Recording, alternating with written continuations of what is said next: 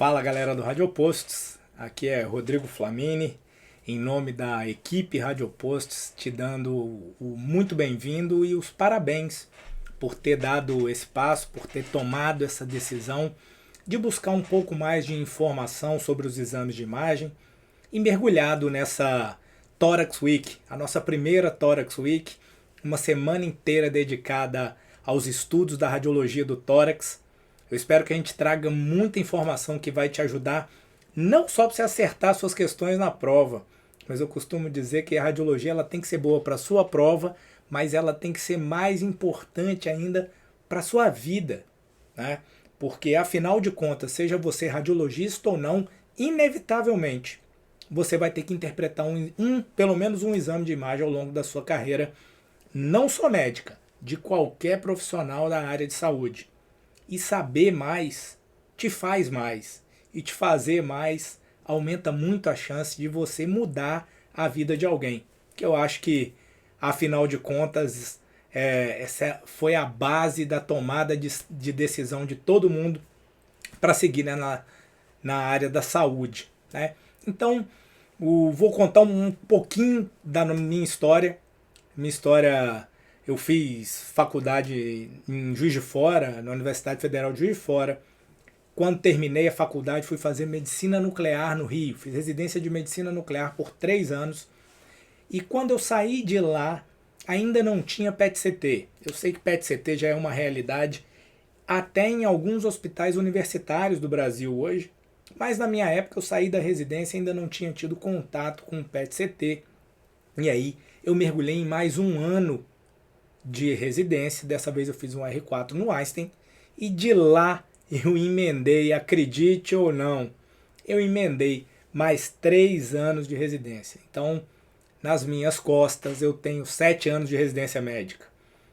E eu posso te falar com transparência cristalina, eu não me arrependo de nenhum desses anos da minha vida. Na verdade, eu sou muito grato a ter tido a oportunidade de ter estudado tanto e hoje conseguir trabalhar com uma coisa que me dá muita satisfação. Tá? Então, conhecimento ninguém tira da gente, e quando o conhecimento é colocado em prática, você tem potencial para mudar muita coisa. A gente fala muito em mudar o mundo, né? A gente tem que começar mudando primeiro quem está perto da gente e, sobretudo, através de mudar a gente. Mas bora largar isso e vamos concentrar no conteúdo que a gente preparou especialmente para essa semana. A gente adora transformar coisas complicadas em coisas mais fáceis de entender. Eu acho que esse, eu diria que é o grande pulo do gato. Talvez seja o gato guerreiro, se você lembra do He-Man, do Radiopostos, que é pegar conteúdos um pouco mais densos, um pouco mais hostis e quebrar isso de uma forma mais didática, que facilite a forma da gente entender e aplicar isso na prática do dia a dia. Então, nada mais fácil e nada mais útil para fazer isso do que te apresentar o seu José.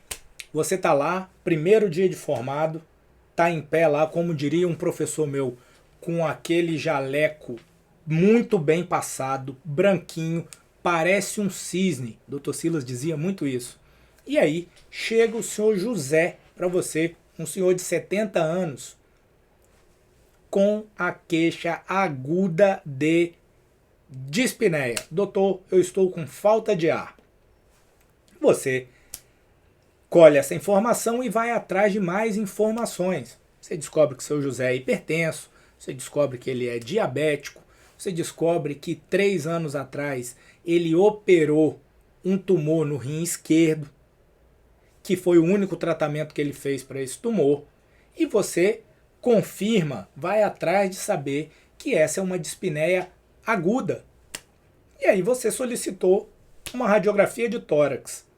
Quando você recebe essa radiografia de tórax, o radiologista não está mais lá, o radiologista está à distância e a internet não está funcionando.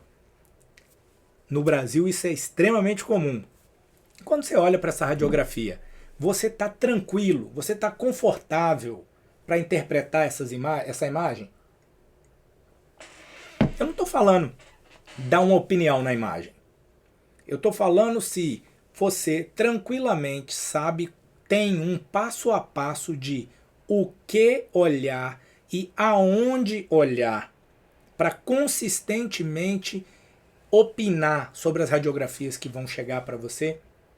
Eu acho que esse é o grande diferencial de quem tem mais tranquilidade na hora de interpretar de quem não tem. Saber o que olhar.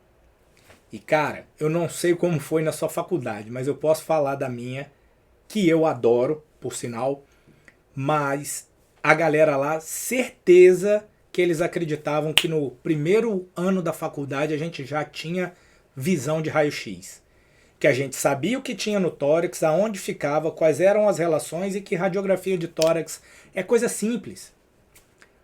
É tão simples que você não precisa fazer esforço, já está lá. E deixa eu te contar um segredo que eu posso falar por mim mesmo. Radiografia de tórax talvez tenha sido um dos métodos de imagem mais difíceis de interpretar que eu encontrei. Muitas vezes é tão difícil que as pessoas deixam para lá e vão direto para tomografia e irradiam mais o paciente, agregam custos no processo.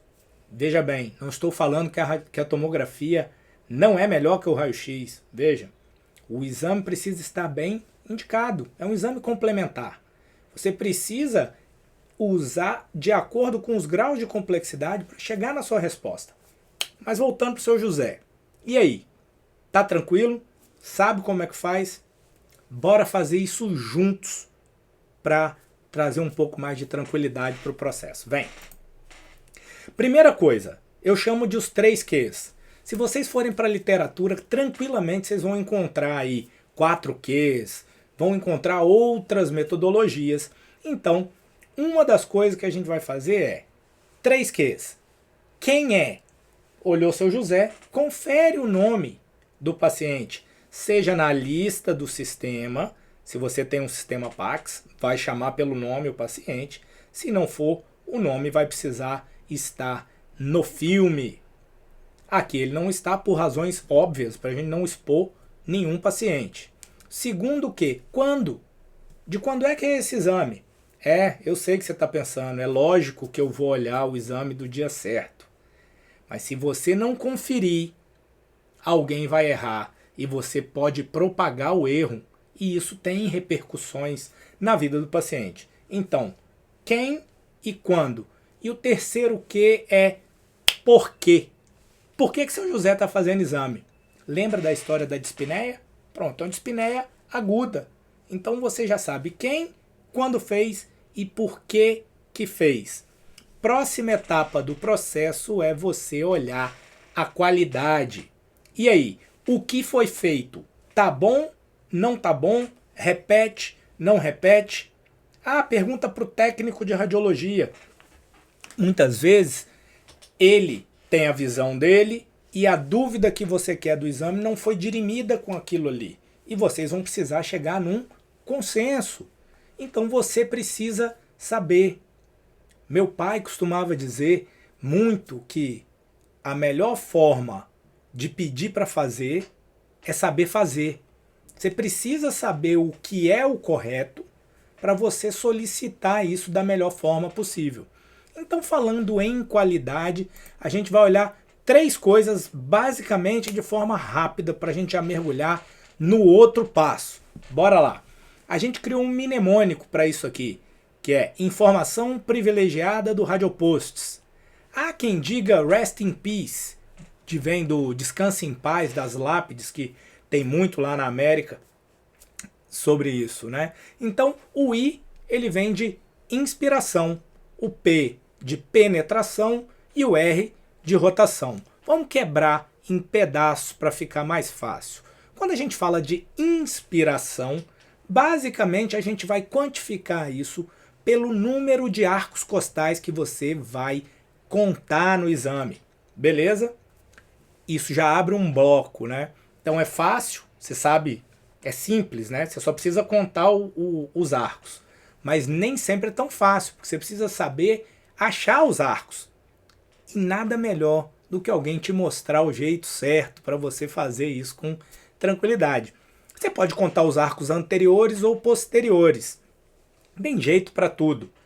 Como é que eu faço no meu dia a dia? Eu acho mais fácil encontrar os arcos posteriores. Por quê? Porque o arco anterior, se você lembrar, ele tem um pedaço que é cartilaginoso. E a cartilagem é menos densa que o osso. Então, como ela é menos densa, ela parece mais escura. E às vezes você vai ter dificuldade de identificar os segmentos anteriores dos arcos. Então eu gosto de contar os arcos posteriores. Esse esqueminha, quem já segue a gente no Instagram, vai ver inúmeros esquemas que a gente vem desde março. Né? A gente já vem há quase 9 meses tentando traduzir os exames de imagem para vocês.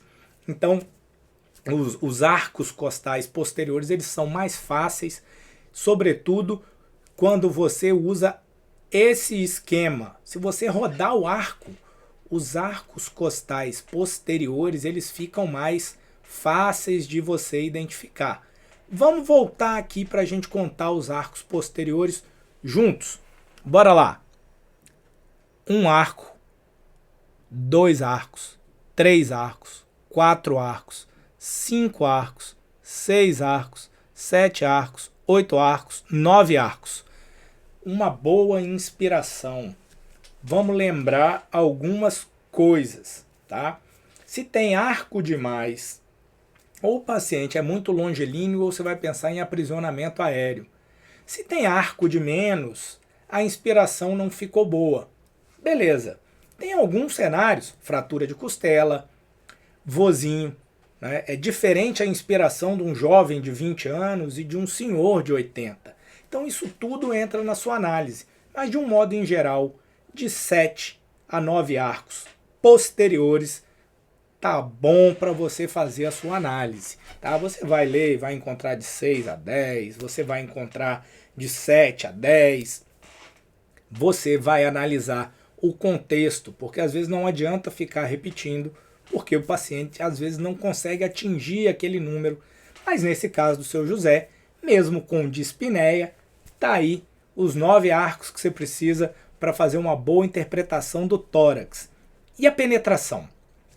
Penetração às vezes é uma coisa que fica difícil de entender, mas basicamente você tem o corpo e você tem a fonte de raio-x, beleza? A fonte de raio-x emite o raio-x cruza o corpo e atinge o filme, beleza? Quanto mais estruturas tiver nesse caminho, mais difícil do raio passar. Quanto mais raio for bloqueado, mais branca é a sua imagem, ok? Por isso que o ar que está nos pulmões tem esse aspecto mais escuro e o osso tem o aspecto mais branco, porque ele bloqueia mais, enquanto que o ar bloqueia menos o raio-x. Beleza? Como que você aplica isso na penetração? Você vai procurar pelos processos espinhosos e vai contar até o 4º corpo vertebral. Entre o 4º e o 5º corpo vertebral que você caracterize com clareza, você vai entender que a penetração está boa.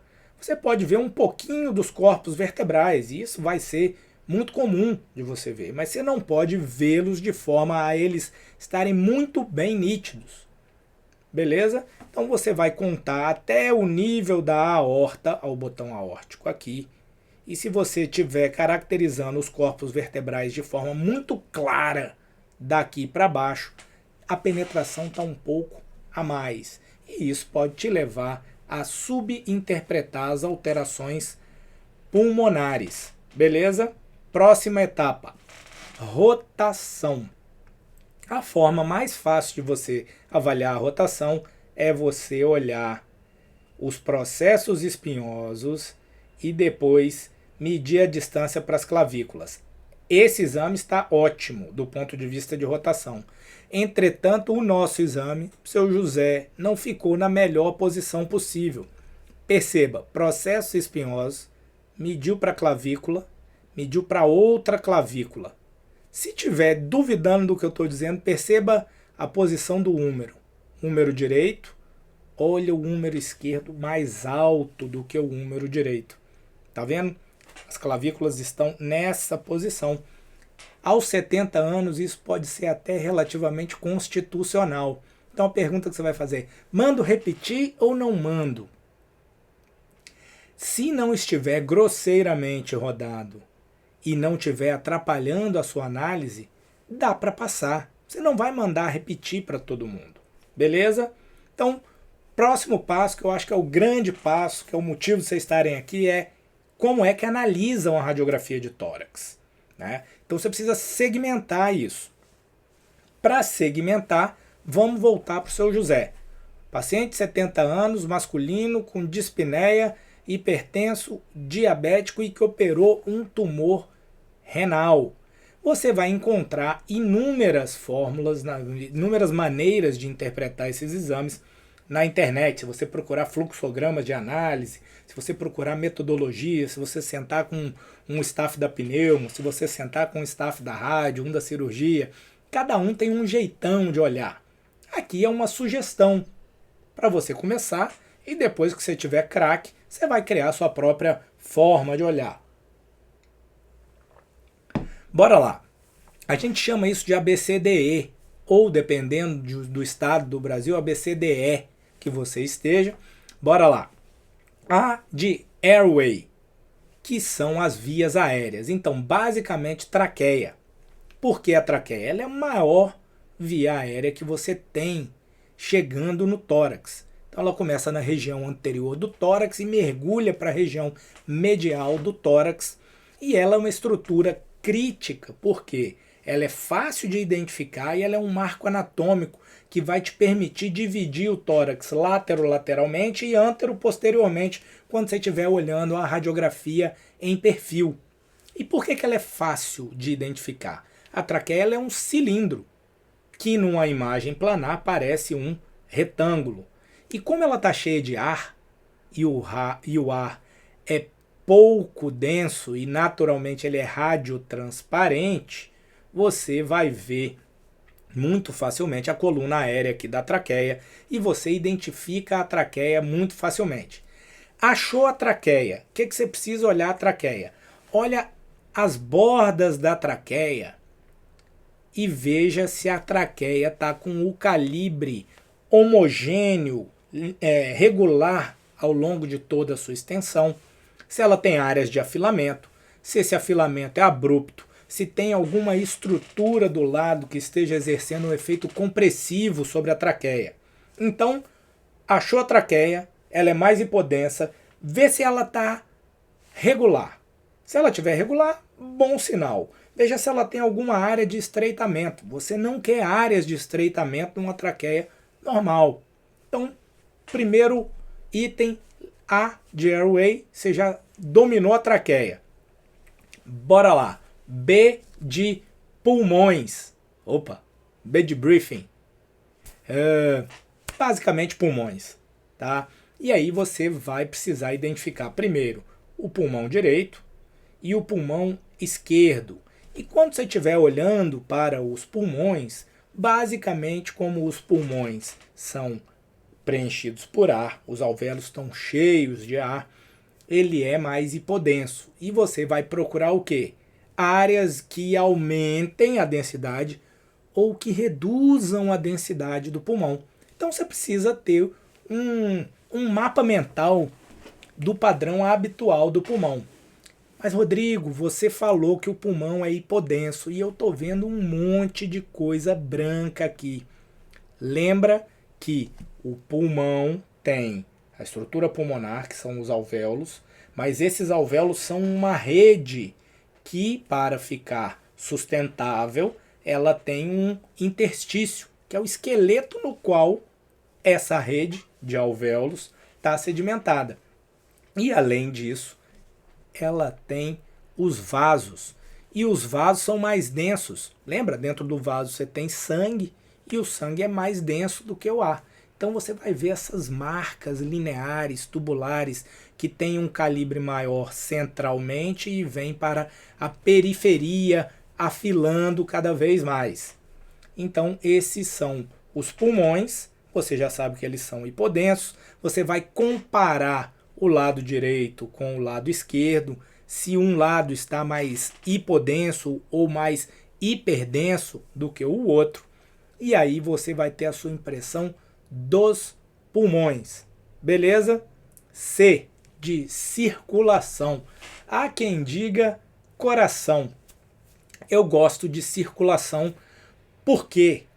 Porque no C você vai olhar para o coração, os vasos principais, e aí eu vou incluir o quê? Os hilos pulmonares. O que tem principalmente nos hilos pulmonares? Você tem os vasos e os brônquios, você tem linfáticos, você tem linfonodos, e basicamente essa é a estrutura. Então, quando você está falando de circulação, você vai incluir essas artérias. E o outro item, que a gente já tinha tocado no tema no item B, são os vasos intrapulmonares, as artérias segmentares e subsegmentares e as veias. Beleza? Vamos olhar isso com mais calma. Quando a gente estiver falando de coração, primeira coisa que você vai precisar entender é uma coisa que chama índice cardiotorácico, tá? Basicamente, isso é uma estimativa se o coração está grande ou não está grande. E o que você vai fazer? Tem mais de um jeito de medir isso, tá? Esse é o jeito mais fácil. Você vai pegar o maior diâmetro do coração e o maior diâmetro da caixa torácica e vai dividir esse valor por esse. Maior que 0,5, você vai pensar num aumento da área cardíaca. Menor do que isso, é entendido como normal. Tá joia? Além disso, o que você olha no coração? A sombra cardíaca ela tem um padrão habitual. Aumentos específicos de algumas câmaras cardíacas podem ter tradução na imagem com achados que te levem a entender aumentos direcionados de uma câmara cardíaca ou outra. A gente vai falar disso mais para frente, mas hoje vamos nos ater ao índice cardiotorácico, que vai te dar uma visão geral se o coração está maior do que o que deveria. Os hilos pulmonares, a gente já tocou nesse assunto, essa é a região dos hilos pulmonares. Se você olhar aqui, principalmente a artéria pulmonar esquerda e a artéria pulmonar descendente direita, são as artérias que você vai bater o olho e prestar mais atenção. Os brônquios, eles são um pouco mais difíceis de você ver, e porque eles nessa região têm uma angulação mais caminhando para uma angulação reta, então eles são mais difíceis de você identificar, e você vai ver com mais facilidade por conta da interface da densidade da artéria com a densidade do pulmão, as artérias. Além disso, você vai olhar os vasos intrapulmonares. O que você precisa saber dos vasos intrapulmonares? Que os vasos são predominantemente nos lobos inferiores, por causa da gravidade, o calibre deles é maior embaixo, e que eles têm um calibre maior na região central e vão afilando até a região periférica. Perceba então já de imediato uma diferença no padrão dessa radiografia para essa radiografia que está sendo o nosso padrão do normal. Mas a gente vai seguir aqui. D de diafragma. Você precisa aprender a identificar a cúpula diafragmática e não ficar tão assustado quando você tem uma elevação de uma das partes da cúpula, que é um achado relativamente comum. A cúpula, ela é abaulada e nem sempre ela está de anterior para posterior no mesmo nível. E como a imagem é feita nessa direção, você pode ver uma cúpula mais alta do que a outra. Para isso, você pode fazer uso do perfil para te ajudar. Beleza? Veja um exemplo prático aqui. Diafragma, você está vendo nitidamente a cúpula anterior, a cúpula posterior, as duas aqui mais alinhadas, tá vendo? E do lado de cá você vê a cúpula e do lado direito você perde a cúpula diafragmática. Você borrou essa cúpula. A gente vai chegar ao ponto de interpretar essas imagens. Mas vamos voltar para Seu José. E eu chamo de E ao quadrado. Por quê? Porque é esqueleto, osso e o resto. É o que está extra osso. Então você não pode esquecer de olhar as clavículas, os húmeros, as escápulas, sobretudo os arcos costais. Arco costal é lugar frequente de trauma, é lugar frequente de lesão secundária, tem muita lesão que vai para arco costal e isso irrita a pleura do lado e o simples fato da respiração pode cursar com dor. Quando a gente fala disso, está falando do esqueleto, que a gente já comentou, e o resto. E nesse caso o resto inclui tudo. Nesse caso estamos falando inclusive do tecido subcutâneo. Tá vendo como a gordura ela tem um cinza, uma tonalidade de cinza e que aqui ela está completamente entremeada por uma hipodensidade. O que é hipodenso? Ar. Então o ar está dentro da gordura, caracterizando um enfisema subcutâneo nesse paciente. Então você não pode se ater a olhar só o que está dentro da cavidade torácica. Você tem que olhar o que está lá fora. Então, agora você já viu todos os 5 itens. Vamos colocar isso em prática aqui em Seu José. Isso foi uma forma da gente construir a metodologia para a gente olhar essa radiografia. Então, bora fazer isso juntos aqui. Em 5 minutos a gente vai fechar esse raciocínio. Bora lá. A. Estamos falando de quê? Airway, traqueia. Vamos identificar a traqueia aqui, a parede direita, parede esquerda da traqueia, ok? Aqui, ó. Tá centrada? Tá centrada. Tá centrada. O calibre tá preservado ou a gente tem alguma coisa comprimindo? Não tem nada comprimindo a traqueia. Ela afila? Não, ela não afila. Então, airway, ok. Pulmões. E aí a gente vai procurar por nódulos, por massas, por consolidações. Então, procurando isso em todo o pulmão direito e em todo o pulmão esquerdo, a gente não encontra nenhuma área de consolidação do espaço aéreo. Rodrigo, mas o que é isso aqui? O que é isso aqui e o que é isso aqui? Calma, a gente vai chegar lá. Então, a gente procurou nos pulmões, e aí preste muita atenção nos espaços intercostais, para não passar nenhum nódulo, tá? Não encontramos nada nos pulmões. Vamos para o item para a letra C, de circulação. Circulação, a gente vai olhar o coração. O coração tem um tamanho, esse diâmetro é menor, né? Se a gente fizer um índice cardiotorácico aqui, vai dar menor do que 0,5, menor do que 50% é normal. A gente tem a crosta da aorta aqui, essa sombra, essa marca.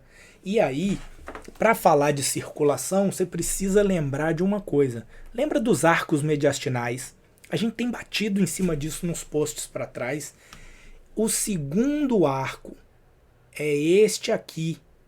O segundo arco do lado esquerdo, ele representa o tronco da artéria pulmonar.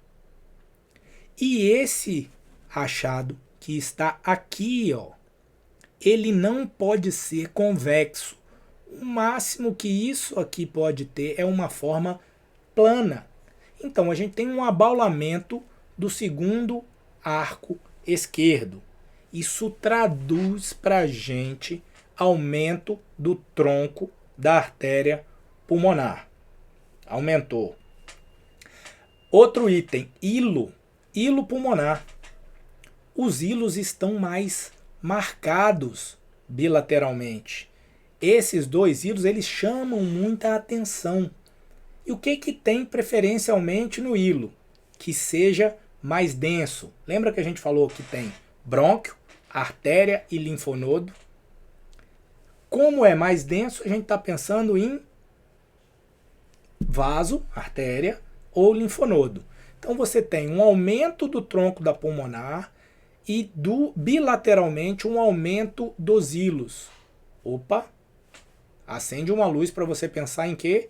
Em artérias. Perceba agora a mudança abrupta desse calibre para esse calibre. Olha como muda grosseiramente daqui para cá. Mais uma pista aí.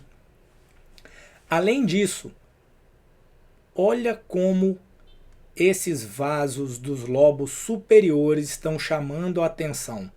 Compara com essa região dos lobos inferiores e compara com essa região. Olha com calma, porque às vezes é sutil e isso tudo compõe o seu raciocínio, tá? Esses vasos estão chamando mais atenção, estão mais calibrosos do que esses aqui embaixo. E isso é uma inversão do padrão. O normal é o quê? É ser mais calibroso para baixo. E se a gente fosse mais chato ainda, o que é que a gente vai olhar? Olha essa periferia, como há uma pobreza de vascularização aqui em comparação com o restante. Percebe a diferença? Aqui eu tenho menos vasos do que aqui. Esse é difícil de ver, né? Com o treino isso vai ficar mais natural. Agora que você já juntou isso tudo no seu José, vamos olhar isso comparativamente. Esse é o que a gente tem de padrão. Essa é uma radiografia de tórax normal. Então, vamos lá comparar seu José. Traqueia, é uma traqueia aqui um jovem, uma traqueia de um senhor. É um pouco mais calibrosa, mas veja como ela está com as paredes regulares. Então, o ar, beleza. Os pulmões, nada de consolidações. E agora? A aorta está um pouco alargada, normal para a idade. Lembra que seu José é hipertenso? A aorta um pouco mais calibrosa, diferentemente do nosso paciente. O nosso tronco da pulmonar, que está convexo, olha como ele é retinho aqui. Percebe a diferença? Olha ele aqui e olha ele aqui. Então, abaulamento do segundo arco. Olha como os hilos estão proeminentes e aqui a gente tem uma redução progressiva do calibre, enquanto aqui o calibre, de repente, ele diminui. Ele é gordinho e depois ele é fininho. E compare as regiões superiores e as inferiores. Veja como há uma riqueza de vasos aqui em comparação com o paciente normal. Então, bora lá, bora juntar isso tudo. Você tem um paciente de idade com dispneia aguda, com aumento do calibre do tronco da pulmonar, com redução expressiva, vou voltar aqui que a gente vai mostrando, né? Abaulamento do segundo arco, redução expressiva do calibre de forma abrupta das artérias pulmonares principais, inversão do padrão com o aumento da vascularização dos lobos superiores e pobreza de vascularização na periferia. Né?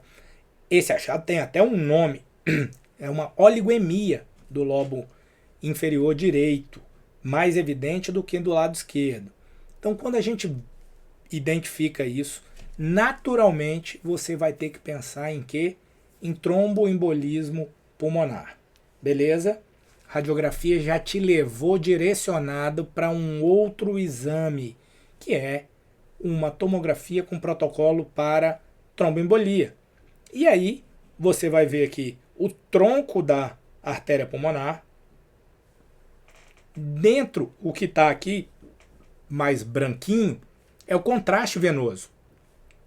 Aqui o segmento descendente da aorta, aqui a aorta ascendente, e dentro do ramo principal da artéria pulmonar direita, você tem essa estrutura hipoatenuante obliterando de forma significativa a artéria pulmonar direita. Você tem mais material com as características semelhantes aqui. E do lado esquerdo, veja os vasos segmentares, como também estão obliterados. Então você tem uma embolia significativa e bilateral. Se você lembra que o paciente é oncológico, que isso aumenta a chance de embolia. Mas eu sei que você não está confiando muito no que eu estou lhe dizendo. Olha para o coração do paciente. Lembra que a gente já martelou sobre identificar as câmaras cardíacas? Que as câmaras direitas, elas são retroesternais e que as câmaras esquerdas, elas são posteriores? Lembra desse post? Agora perceba um achado interessantíssimo aqui que você precisa estar ligado para juntar isso tudo. Olha o tamanho desse ventrículo direito em contrapartida com o ventrículo esquerdo.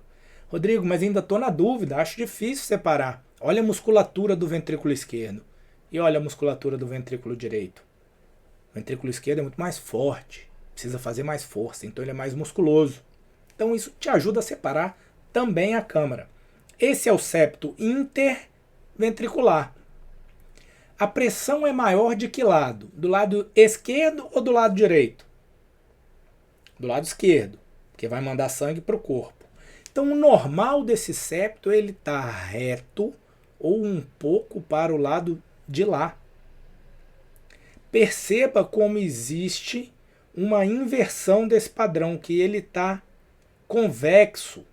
Então a pressão nesse interior das câmaras direitas está maior, que ela está causando uma compressão, ela está desviando o septo para o outro lado.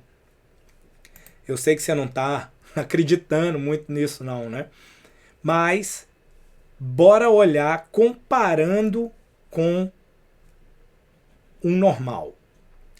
Esse é o nosso paciente, esse é seu José, e esse é um paciente normal.